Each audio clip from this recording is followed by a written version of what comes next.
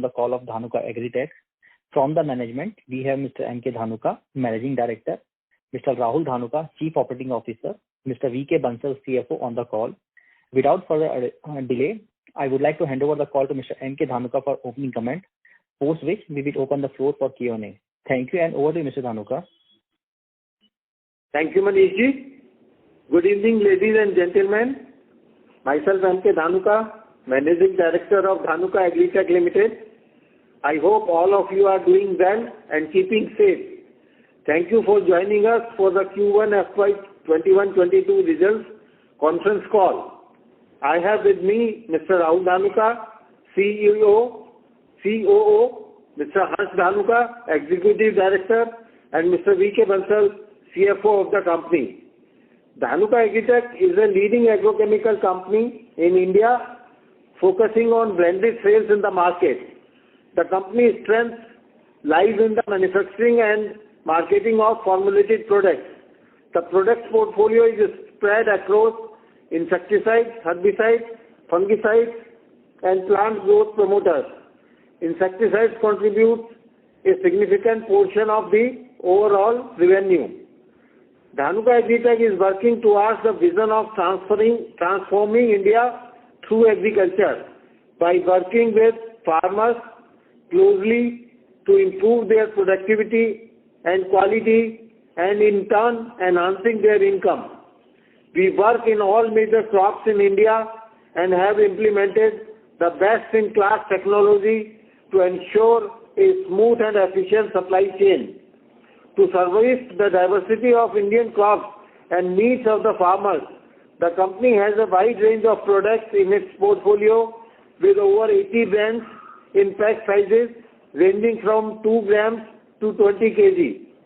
These products are in various forms like liquids, powders, and granules.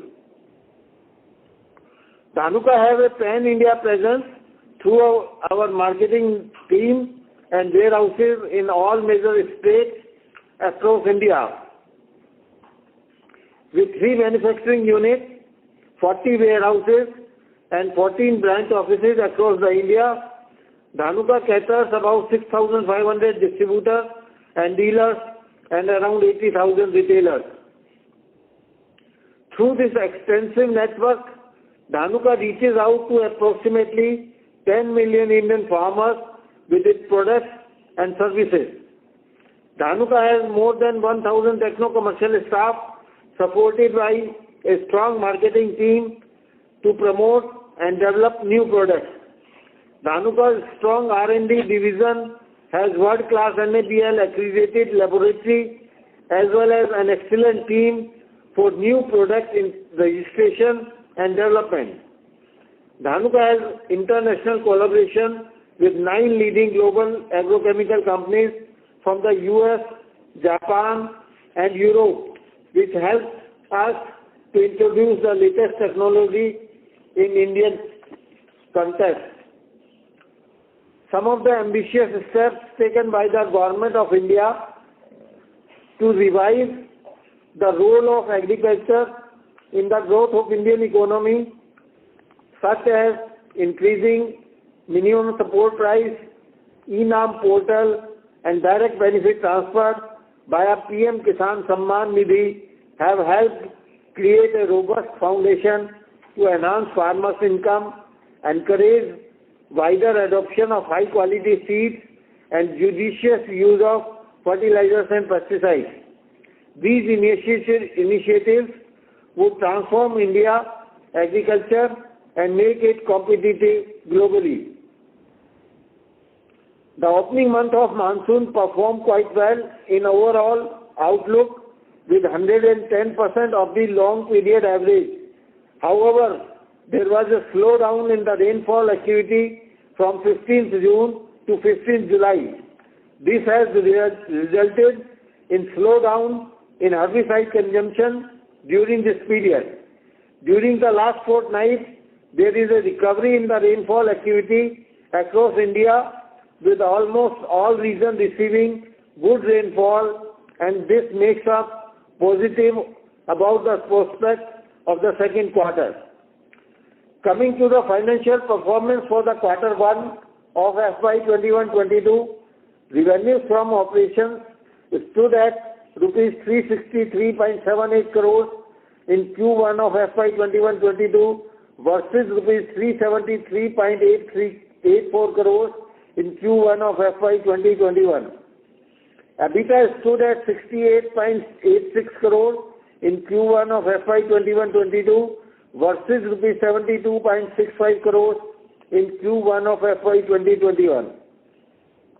Profit after tax was at rupees 48.60 crores in Q1 of FY 21-22 versus rupees 51.79 crores in Q1 of FY 2021. There is a slight decline in the performance of the company due to the pressure on pricing and supply of raw material. Apart from this, the May month there was a huge impact of COVID at village level, due to which the shops of pesticides were closed down and no sales were happening. Apart from this, the last year, the first quarter was exceptionally well. In June 2019, the revenues of the company was only 220 crores, against which last year we achieved 70% growth, which was abnormally high. So to meet that level was a Herculean task, but still I will say that the performance of the company is reasonably good. Coming to zone-wise share of turnover for Q1 FY 21-22, North Zone has contributed 28%, East Zone has contributed 10%, West Zone has contributed highest 44%, and South Zone has contributed 18%. Product category-wise share of turnover, insecticide has contributed 29%, fungicide has contributed 12%, herbicide highest contribution 48%, and others 11%. The Board of Directors has recommended 100% dividend, that is rupees 2 per equity share, which was approved by the shareholders in the 36th Annual General Meeting held on 29 July 2021. The company has launched a co-marketing product under brand name Tornado, containing Chlorzophos ethyl plus Imidazapyr to control broadleaf as well as narrow-leaf weeds in soybean and other crops. The company has also received registration of new 9(3) molecule 1-Kill, which is a combination herbicide for the control of all type of weeds in onion crop. I hope with the introduction of these two molecules, we will be able to get a reasonable market share for these products. As discussed last time, the company has also started working on its greenfield project at Dahej, Gujarat. Dhanuka regularly organizes various seminars, Krishak Gostis, Sammelans to educate our farmers about new innovative techniques of farming. Being India's leading agrochemical company, we are at the forefront of introducing digital solutions and innovations. In the same endeavor, we have tried to boost our reach through online and virtual farmer interactions and aggressive use of TV advertisements for our key products such as Sempra, Targa Super, Myco and others. We are focused on expanding our market coverage through our network of distributors and our digital platforms, including social media presence, where we engage with the end customer.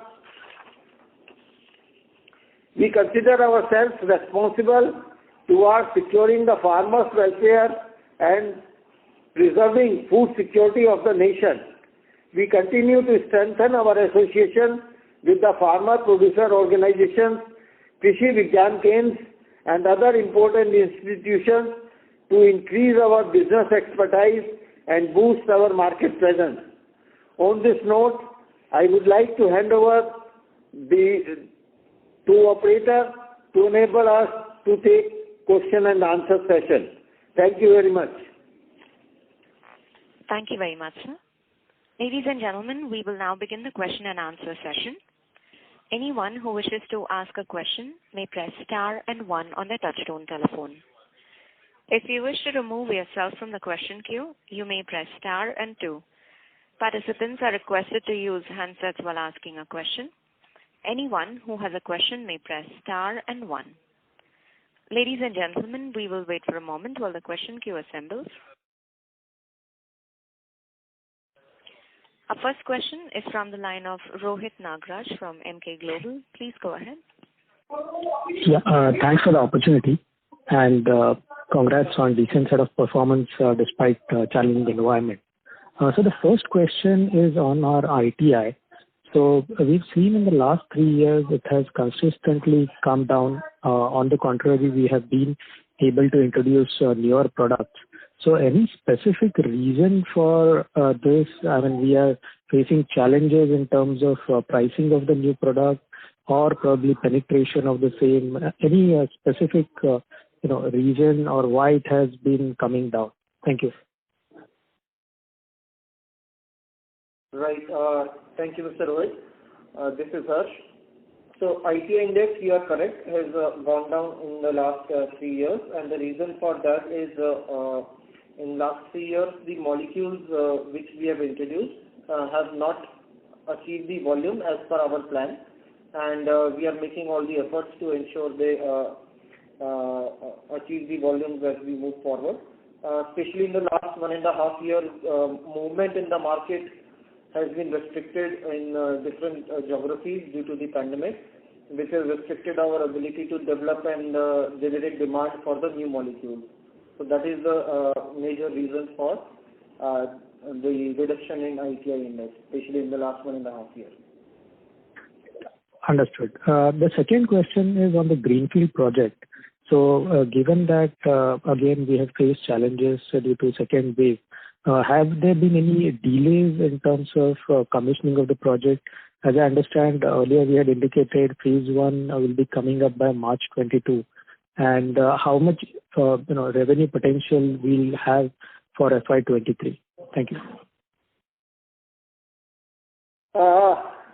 Definitely some impact comes when such kind of pandemic takes place, because during that period the labor moves to the villages and the availability of labor becomes a challenge which is required for the construction work. So some delay is there, but since we have just started the project, I hope that the timeline which we have given, March 2023, we will be able to meet out that timeline. And after phase 1 commissioning, any revenues that we envisage in FY23? No, we are expecting revenue FY23-24. All right. Thank you so much and best of luck, sir. Thank you.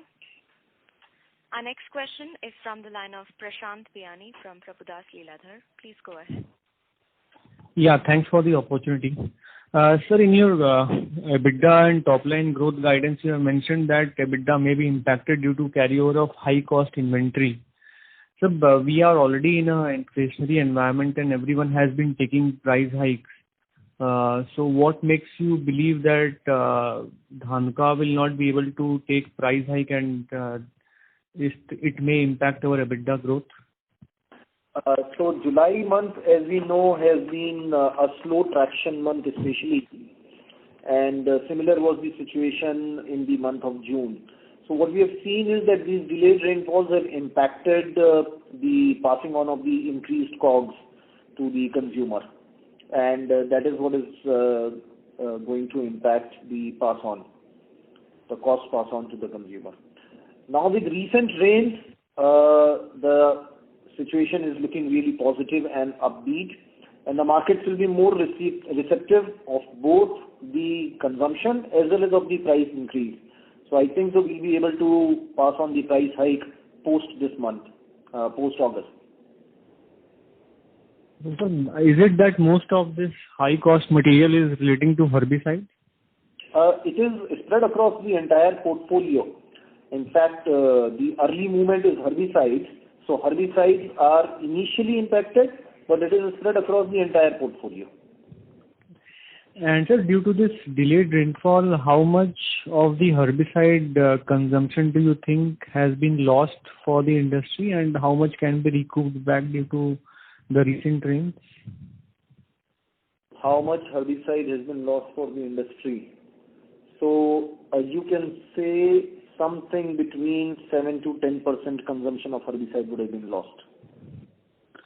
Okay. Thank you. That's it from my side. Thank you. A reminder to our participants, if you wish to ask a question, you may enter star and 1. Our next question is from the line of Prabal Singh from Centrum Broking. Please go ahead. Thank you for the opportunity, sir. This is a follow-up to the question asked by the previous participant on the monsoon. When you say herbicide consumption lost, essentially it implies that because of the delay in monsoon, some element of sowing just cannot be made up, at least for Kharif. And therefore, in second half, whatever happens to Rabi, this consumption cannot be recouped, even in the second half of the sowing season. Is that a correct way to look at it, sir? It could be a possibility, but not necessarily.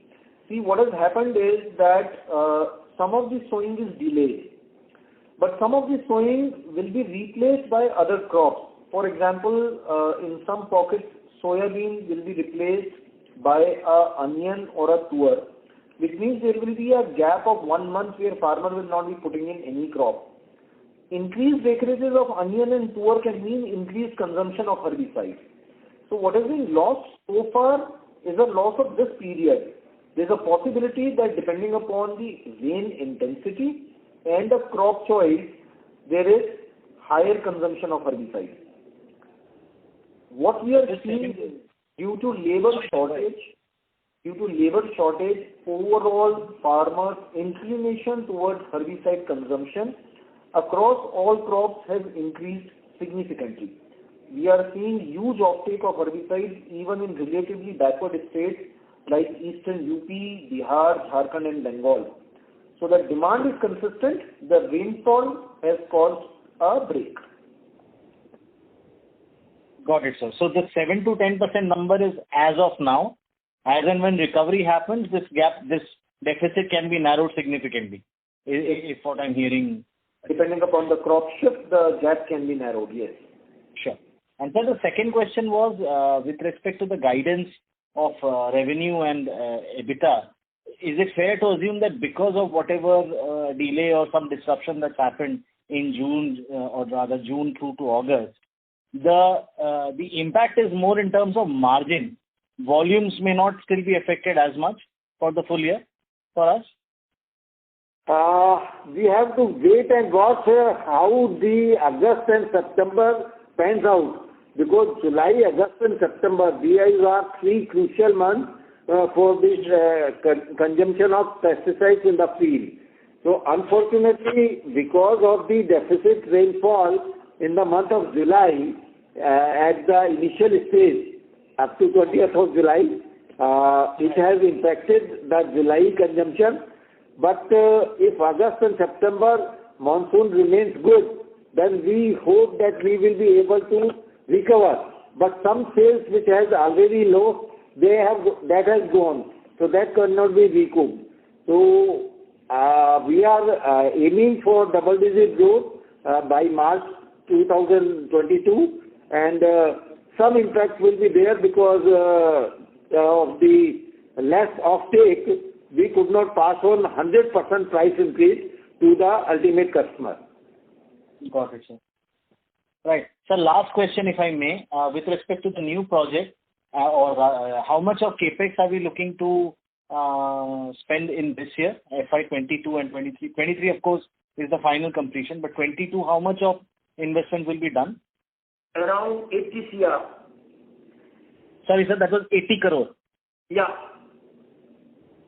Okay. All right, sir. Thank you so much. That's all from me. I'll come back if I have more questions. Thank you. Thank you. Our next question is from the line of Vishnu Kumar from Spark Capital. Please go ahead. Good evening, sir, and thanks for your time. So firstly, wanted to understand the current rainfall that has picked up. Is it sufficient, or you still think certain regions are still facing some issues? Rainfall is, as a farmer, as an agri-input company, I really want precisely in my precise 1 hectare of land. So it is never sufficient and it is never complete, so to say. It has rained really well in the catchment areas of western Maharashtra. It has rained really well in the catchment areas of western Karnataka, which means we have a lot of water available for a large section of irrigated Maharashtra, irrigated Karnataka, irrigated Andhra and Telangana because of Krishna, Godavari rivers, Tungabhadra river and all. There are many pockets which have received heavy rainfalls in Madhya Pradesh, in Maharashtra, in Gujarat, even otherwise. East India, we have seen some pockets having floods. There would be dry patches. There would be areas which have not received sufficient rainfall, and we have such pockets largely in Gujarat, in Rajasthan, in UP, and in Haryana. Okay. So put together, would you say that at least 60-70% are at least okay at this point, and probably 30-40% you still need to see more improvement? Probably more than 80% is okay. 80% is okay. Got it, sir. Sir, and second question of mine would be that the Chinese technical prices are again going up. Now, if you had to draw the parallels between a couple of years ago, also we had the problem. Things seems to be getting okay, and again things are getting a bit off. So, what are you seeing this time around? Are you think this is again going to be a bit more structural and the prices continues to go up? Or so if you had to just say between a couple of years ago to now, are you seeing it different, or this time also you're going to see the prices continue to rise like this? Your question is not clear to me. Could you repeat that? I'm asking on the import of technicals from China. The raw material prices have gone up. Couple of years ago, I think it was continuing to rise, and then we saw some reduction last year, and probably some second half of 2019, it was slightly coming down. But now again, the trend is picking up. So, would you say that this is more temporary, or you're seeing that the prices again are going to structurally remain high?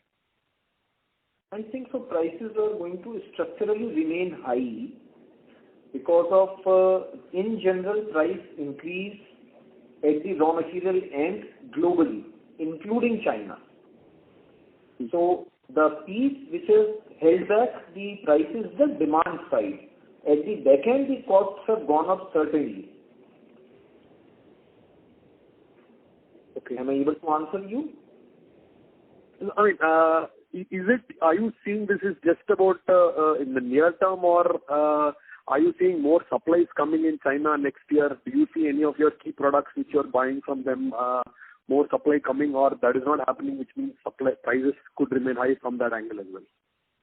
I think so. Prices in general will remain on an upward trend, but there could be many products which have kind of touched a peak, and they would be seeing a reverse. For example, glyphosate has seen its peak, that should see a reverse, and there could be other such products which would see a downward trend soon.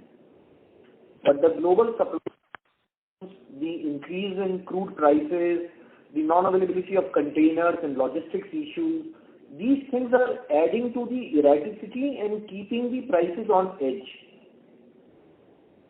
Got it, sir. So you don't see it coming off at least next 6-9 months. It's going to remain more or less here, maybe barring a few movements here and there. In fact, these rains, they will pump up the demand, so the prices should stabilize before going up. Got it, sir. And so some other listed names who have seen strong domestic growth, whereas we have not seen that kind of a growth. Generally wanted to understand the view that how some companies are able to report better. Maybe a broad thought would be better if you could just give us some idea of how the industry is slightly different, or probably what other companies would have done, or what we have probably not done. Oh, no, I don't think so. There's almost anything which is happening a bit differently here. The only thing is we were able to service the extraordinary demand of the Q1 last year extraordinarily. So what we did in last year Q1 was really above the industry benchmark, above the industry averages, and above the industry standards. So just to keep up with that pace in a relatively lower sentiment, in a relatively poor cash flow, has not happened. Otherwise, I think so we've really done well overall. I'm sure we'll be delivering good performance in the coming quarters. Sorry, sir. Just one last question. Sir, are you seeing the unorganized market directionally going lower over the next couple of years? Are there any evidence to suggest that is already playing out, and you see that is one area where you can go ahead and capture additional market share? Farmer is becoming more and more quality conscious and brand conscious. That is one point. Second is the Department of Agriculture and the regulatory mechanism is becoming sharper and stricter. So that regime would help. And the overall erraticity in the ecosystem makes it difficult for the unorganized sector to cope up and catch up. So that is where the organized sector and branded organizations and marketing-driven organizations like Dhanuka will have a benefit. Okay, got it, sir. Just one point on the fungicide market share that you have given 12%. Is it in line with Indian consumption? Are we lower or higher as a market share, sir? Because you have just represented probably a very low number on the fungicide market share of our sale. I think so. Dhanuka has recently entered into the most important fungicide market of grapes with our Japanese offering of Kirari, Mesodium, Konica. We were hardly represented in grapes market. We launched these products last year in September 2020. So there is a long way for us to catch up on the fungicide segment of grapes for sure. So there is a lot of scope for us to grow. Okay, sir. Thank you. That's about it. All the best. Thank you. Our next question is from the line of Rohit Nagraj from Emkay Global. Please go ahead. Yeah, thanks for the follow-up. So the first question is in terms of the input cost pressure. So you have told that generally the pricing of inputs will go up and we will be passing it on through price increases. But how is the ability of the farmer to absorb these prices? And if these continuously go up, then will there be any impact on the demand side itself? Your thoughts on this? Thank you. Farmers' ability to absorb the price depends upon largely the commodity prices. And commodity prices are on a significantly upswing, most of them. So cotton prices, soybean prices, oilseed, pulses, most of the fruits and vegetables, their prices realization is favorable for the farmer. So that is what largely would decide the ability to absorb the cost. Farmer is impacted on the other side by the uncertainty caused by absence of rains. So irrigated pockets like Godavari, the Krishna belt of Andhra, Telangana, Punjab, Haryana, irrigated belt of Madhya Pradesh, they will see a quick and fast uptake once these rains have happened. Overall widespread rains also means that the uncertainty is removed and farmer will be more inclined to go for quick uptake even if the costs are high. So the demand side is appearing only favorable going forward. From the supply side, various products, I took an example of glyphosate, but various products, they have either been unavailable due to the logistics issues or the global supply chains being impacted, or they have, kind of reached a peak. So, for example, imidacloprid, pendimethalin, 2,4-D-ethyl, mancozeb, glyphosate, these products have been unavailable, low availability or high prices. So, if farmer is facing a dilemma, then the options to switch over from one generic to another is easily and readily available. And Dhanuka is absolutely well positioned to offer alternatives to farmer in case farmer makes a different choice. Right. This is very helpful. So the second question is in terms of the spurious pesticides. So we have seen that last year, I think there was relatively lower ingress of the same because of the pandemic issues and imports curbed. How is the situation now? And will it have again an impact in terms of the domestic markets, market share partially being taken by these spurious pesticides? Thank you. This unregulated market is difficult to observe and predict. So the pandemic situation really put them on a back foot. Now that the pandemic has slowed down, they could be probably back in action. I was earlier answering a question where I say that the regulator has become pretty active.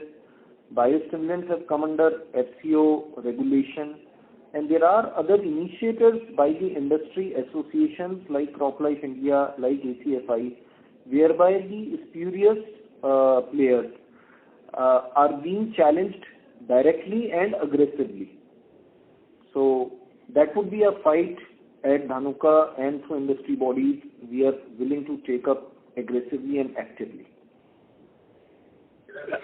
Thank you. Just one last bit. In terms of our imports of technicals from Japan or China, are we facing any challenges in terms of availability or delays of shipments? And are we protected to that extent from inventory? And how is the receivable situations currently? Thank you. Okay. So the container unavailability and the logistical issues are certainly causing some delays in supplies. And as of now, we are really well placed with our inventory because of relatively lesser offtake in June. So we are really well placed with the inventories currently. And our pipeline is also robust in terms of the shipments happening from Japan. Shipments from China are a bit impacted overall for the industry. In terms of receivables, I think so we are largely at par as per last year, and sooner the cash flows in the market for farmer will improve, and we are already seeing a turnaround in South India happening. I think so our cash flows and receivables will be much better off. Got it. Thanks a lot and best of luck, sir. Thank you. Our next question is from the line of Dhruvam from HDFC Fund. Please go ahead. Yeah, sir. Thank you so much. Sir, as you mentioned earlier, on a 2-year CAGR, if I look, your growth has been a superb about 40+%, if I'm not wrong, which seems quite strong. But in context of a commentary that the market is weak, because of lower rains or gap in rains, I'm not able to reconcile what's driving this strong growth and then your commentary that the market is weak. So I'm not saying YOY growth, I'm looking at 2 years growth because the last year was a bit abnormal. Could you repeat your question? I didn't get it. So I'm saying on a 2-year basis, you have grown exceptionally well, which is about 66%, which is about 30% on a 2-year basis for the quarter. But then in the commentary you are mentioning that the market is weak because of gap in monsoon. So I'm not able to understand if the demand is strong, then why the commentary is a bit weak. No, the demand is expected to be strong in Q2. Q1, we faced a break because of delayed monsoons. So you faced a break, but despite that you have grown at about 2 years, on a 2-year basis you have grown at about 66%. Right. So this was when the demand was weak, is it? So the point is, if had the demand been normal, the growth would have been even higher. Oh, absolutely. So that's what I'm saying. The question was, what is it that we have missed? I don't think so we have missed anything. We have not missed anything, and we are absolutely on track in terms of catching up. Okay. So is it something that you place it this quarter and so there are some returns in the next quarter which can impact you? That is why the sales in one quarter look higher and probably there could be some reversals in the other quarter. No, at Dhanuka we don't do that. We don't front load the channel. We don't do that. And yes, we do support if there is any break in the season and the channel faces any backlash, then that is our partnership, we engage with them. But we don't front load the channel, so we do not have huge inventories in the channel pipeline. Okay. So because, sir, okay, got it. I think from the year base you're speaking about it. Okay, sir, the next question was in the operating costs. Now, over the last 2-3 years, your operating costs as percentage of sales have improved significantly from about 14% 2 years back to about 10%, less than 10% in FY21. Last you mentioned this was because of COVID and there could be some reversal and the cost could catch up. So how is the trend now? Even in 1Q it seems low. So I'm just trying to understand how is the trend now? How do you see it? The pace of growth in the expenses. You see, other expenses were lower in Q1 because of the impact of COVID. Because April and May months was very severe impact. However, in the remaining 9 months of this year, the other expenses will increase significantly this year. Okay. So can you probably give some number around, say, about 11%, is it? Or that can be even higher than that? We are expecting in the range of between 15% plus. Sorry, so how much? 15% plus. 15% plus YY growth in other expenses. Yeah. Got it. Sure, sir. Thank you so much, sir. Thanks. Thank you. Our next question is from the line of Chintan Modi from Haitong. Please go ahead. Yeah, thank you, sir. So again, my question is on this revenue growth. So on the base of 1Q FY20, you have grown by almost 66%, which is a very strong rate. So I just wanted to understand, in comparison to this, how would have the industry growth grown? Do you have any number? Might be between 40 to 45% time. Industry would have grown by 40%. Yeah, 40 or 45%, yeah. Yes, if I look at the results of some of the peer companies in domestic, I mean, the results were not this kind of an encouraging. I mean, they were good, but not such high number. So what I'm trying to understand is whether this growth rate is coming from new markets we are exploring, or what is changing in terms of, are you gaining market share from other players? Or my other possibility could be that our inventory in the channel could be high and which can impact the second quarter. You see, our inventory in channel is absolutely not high. But yes, if our growth is more, then definitely we are gaining some market share. Okay. So any specific trend apart from that you think which has led to such a robust growth rate? I mean, if you could just elaborate on that, any specific product is doing well or any specific geography is doing well for you?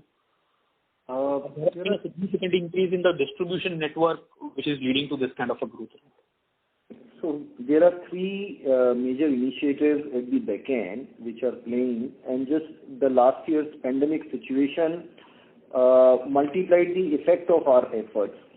One is the branding, marketing, visibility effort to reach out to the farmers, reach out to the influencers and the channel aggressively. So we were able to do that in the midst of the pandemic also, even in Q1 last year. So that was one initiative. Second initiative is the aggressive supply chain support that we offer to our primary channel as well as the secondary channel. Again, in the middle of the pandemic, we were able to activate our production units in first week of April. We were able to activate our depots and supply chains. We were able to coordinate with the local authorities, district collectors and district magistrates, agriculture commodity being an essential commodity, to reach the channel aggressively. So the supply chain was the second aspect which gave us this benefit.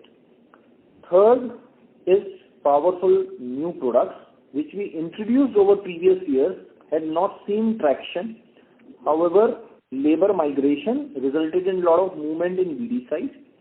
Overall attention towards product development and educating the farmer resulted in new products moving aggressively even during that period. So these 3 initiatives collectively put us on a sharper curve as compared to the industry. Okay. So you believe that next year, if the monsoon still turns out to be good, then we will be able to sustain this kind of a growth rate? I mean, not from a such a percentage perspective, but at least we'll be able to sustain these numbers, absolute numbers. Absolutely. Okay. And sorry if I've missed, have you given the guidance for full year in terms of revenue growth rate? Yeah, for the full year we are targeting for double-digit growth, and as I told that August and September will decide, so we will be able to give the more specific number after the second quarter. Okay. Sure, sir. Thanks a lot. Thank you. Thank you. We would like to request participants to please limit your questions to 2 per participant. Time permitting, you may come back in the queue for a follow-up question. Our next question is from the line of Archit Joshi from Dolat Capital. Please go ahead. Hi, sir. Thanks for the opportunity. So my question is relating to the new product launches where we have done a significant bit of work.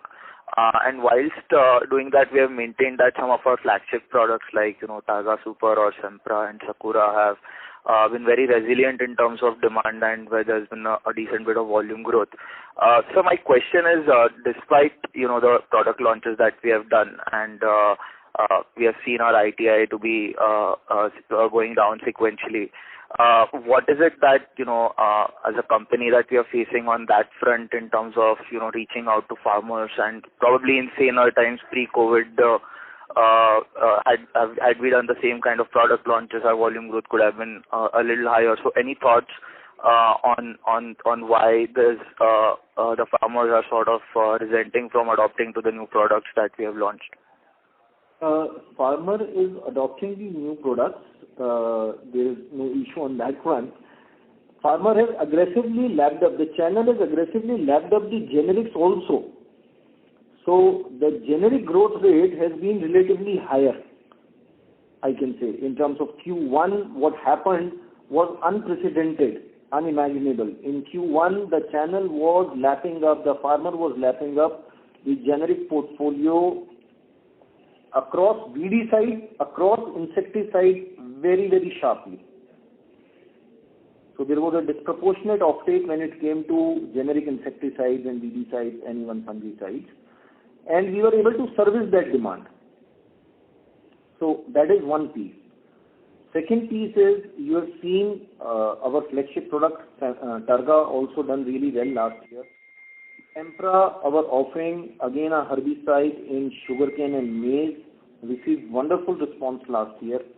Largo, our insecticide introduced with Corteva, has been accepted extremely well and performed really well in this year, especially Q1, in various horticulture crops and maize.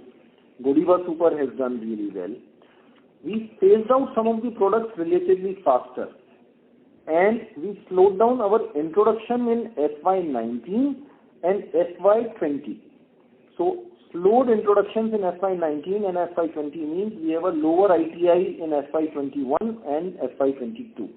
But you will see this ITI gaining traction very fast and will turn around in the next financial year. Right, sir. Sir, I was trying to understand, if these product launches would have been during the pre-COVID times, say, where we used to have a lot of on-ground activation sort of activities, like Dhanuka doctors, etc. Would that have influenced, the buying behavior of farmers much more than what we can see right now? Is that something that could have had a negative bearing? Any comment on that? That's something we truly miss. That is something Dhanuka loves to do. Reach out to the farmer, touch the field, touch the crop, educate the farmer on the spot, demonstrate the results. That is something we have really missed over last 15 months. And I think so our farmers are missing that, our channel is missing that. We are trying to catch up and compensate through Zoom meetings with farmer, through Facebook Live with farmer. We are inviting scientists from universities, from KVK, experts and consultants, doing this interaction. But thank you for bringing that up. We really miss that. It is painful that we are missing it and our farmers are missing it, because of which the ITI, the farmer education, has been slow, will be slow if the lockdowns remain in action. Sure, sir. Thanks. That's it from my side. Thank you, sir. Thank you. Our next question is from the line of A. Ananda from PGIM India. Please go ahead. Thank you for taking my question. Sir, could you throw some more color on your revenue growth guidance? You have answered the previous question. You said that you're expecting a double-digit revenue growth for this year, which is in line with the guidance that you had given at the end of Q4. And in the presentation, you have put a line stating that you're expecting muted revenue growth in FY22 due to delayed monsoon. So could you just reconcile these statements? Actually, earlier we were expecting better double-digit growth, but now considering the muted rainfall, we are also looking muted double-digit growth in this FY21-22. So that's why we have mentioned that because of the not very good rainfall and the impact on the first quarter and July month, we are looking for muted growth in the FY21-22. So even for double-digit growth for FY22, for the remaining 3 quarters, as a whole, you would need to grow at low to mid-teens kind of growth to have to end up with a double-digit growth. That's the way to look at it? Yeah, you are right. That way, we have to do much higher growth in the remaining period to touch the double-digit growth by March 22. And this would be assuming that the rainfall picks up from this month onwards and that sustains for the remaining 3 months, and you have a normal Rabi season. That's the base assumption that you're taking into account. Because if the season is not favorable, then it will be difficult. But we are hopeful that the recent rainfall which has come, which is giving positive signs, and we do hope that in times to come, as per the forecast, August and September will be having very good rainfall. So let us cross our finger and hope for the best. And for EBITDA margin guidance, so if I assume a mid-teen kind of revenue growth for the rest of the year, though gross margins could remain under pressure, there is some scope for some operating leverage because of the mid-teen kind of revenue growth. That's why one should look at it. Yeah, there can be some impact on EBITDA margins also, because in the first quarter, because of the muted growth, or you can say little degrowth, we were not able to pass on the 100% price increase in the prices of raw materials. Some price increase has been passed on to the consumer, but 100% we have not been able to pass. And since the demand in the first quarter was not that great as per last year, when demand is less, then it becomes difficult to pass on the price increase in the market because of the competition. So that way we expect that there will be some impact on the EBITDA margins. Okay. Thank you, sir. That's all from my side. Thank you. Thank you. Our next question is from the line of Rohan Gupta from Edelweiss. Please go ahead. Yeah, hi, sir. Good evening, sir. Good evening. Sir, a couple of questions from my side, sir. One is definitely on a very high base of last year, our first quarter growth was muted. But just wanted to understand, sir, can you give some sense on the industry growth for the first quarter and also a likely growth for the entire FY22? So the industry would have probably grown in Q1 this year by about 10%, 10 to 12%. That is what. Right, sir, because last year was good for everybody. I mean, not only for our company, but on a heavy base of last year, you see the industry still has grown by almost 10% in Q1. I think so. The industry would have grown by 10%. What is the likely expectation for the full year? The full year expectation, I would have around 10%, 10 to 12% again for the industry. Because what has been gained in Q1 last year and the growth over that is something which is, averaged out. And then going forward, it was normal. The rest of the 3 quarters is comparable for everyone. The leverage that we had in Q1 in last year was a very different leverage we had because of our ability, our supply chain. So rest of the 3 quarters are going to be on an average about 10 to 12% growth for the financial year. Right, sir. Sir, second question is on the margin pressure which we have already witnessed in Q1. I understand that our growth was slightly muted and that's why there may have been some pressure on margin. But Dhanuka, you also mentioned that there has been cost increase in some products, that is across the industry. But sir, you also mentioned, Rahulji, that this time the agri commodity prices are on a higher side almost across all the agri commodities. So is there any farmers' resistance in the market that we are not able to pass on the price increase, or it is just only competitive pressure in the market? You also mentioned that the generic market is completely flooded in the Q1. So because of high competition, we were not able to pass on this cost. So June and July, it was high competition and inventory pressure, because of which the cost could not be passed on. Lower consumption, higher inventory pressure, higher competition, because of which the cost could not be passed on. As the consumption picks up, then Dhanuka will be probably the first one to pass on the cost. As sir, we have already entered into high consumption period now, so we have already seen that July is over and getting into August month now, which is a heavy consumption period. You will be getting trends in the market. So as far as your understanding is concerned, do you see that margins should be improving in Q2 if we just look into that? Not in Q2. Okay, so there may be continuous pressure on the margin in Q2 as well, because the Q2 is the heaviest quarter for our company as well as for the entire industry. So that's right. It is for the entire industry. Yes. Yeah. Okay. Okay, sir. That's it from my side. Thank you so much, sir. Thank you. Thank you. Our next question is from the line of Uday Gupta from Kotak. Please go ahead. Hi, this is Ritesh from Kotak. Sir, just 2 questions from my side. One is that kind of understanding from the same questions that have been asked earlier. So, of course, the high base, marginal decline despite a high base. And while your sales growth has been great, last year there was some shift from fourth quarter as well and some preponement of demand from 2Q as well. So last year first quarter was a fairly strong quarter, right? And on that you have seen only a 2-3% decline. And you have also said that liquidation in the ground and the consumption on the ground probably hasn't been great because, of course, sowing itself has been running behind schedule. So what I'm not able to understand, is that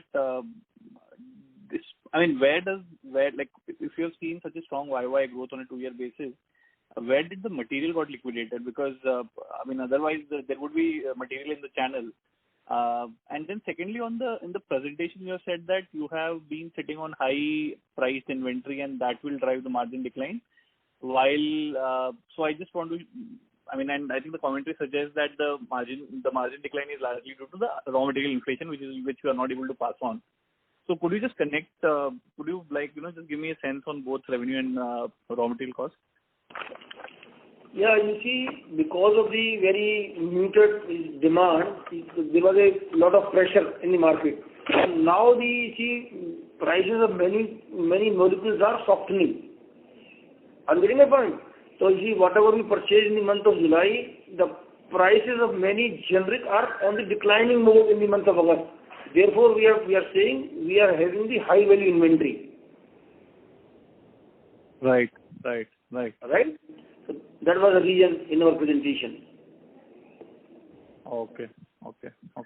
Understood. And sir, on the top line growth, because let's say when I look at your last year, of course there was a lot of shift from fourth quarter to first quarter, and there was some preponement of demand also because of COVID related reasons. There was some preponement of demand also last year. Right. Some 2Q material actually is in first quarter itself. So on that base, you've done reasonably well. You've probably hardly declined by 2-3%. So I'm just asking that if the liquidation is not happening, sowing has been behind schedule. So I mean, like, is it that your channel inventory on a YY basis is much higher this time than last time? You see, channel inventory, normally we see quarter one sale is ornamental in most of the companies. We are not pushing very big inventory, but however, you see, the monsoon starts from first week of June. So people are keeping the material and sending to the dealers and all. So this time, again, the material was lying with the distributor and the consumption was expected to start in the first week of July, which is not happened this year. Got it. Okay. Got it. Thank you so much. Thank you. Ladies and gentlemen, that was the last question.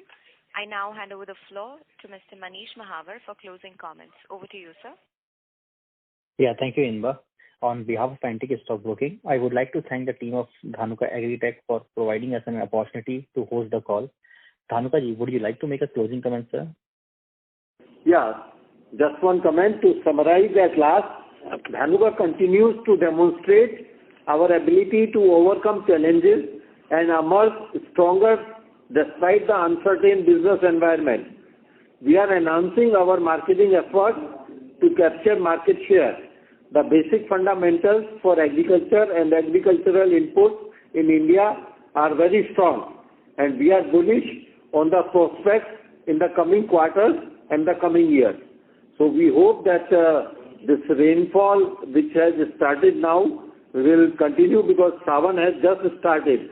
According to Hindi months, Sawan and Bhado, these are two main months of rainfall. So we hope that this rainfall will continue and the Indian farming community will get the advantage, so the Dhanuka will get the advantage in the coming quarters. Thank you very much. Thank you, members of the management. Thank you, members of the management. Ladies and gentlemen, on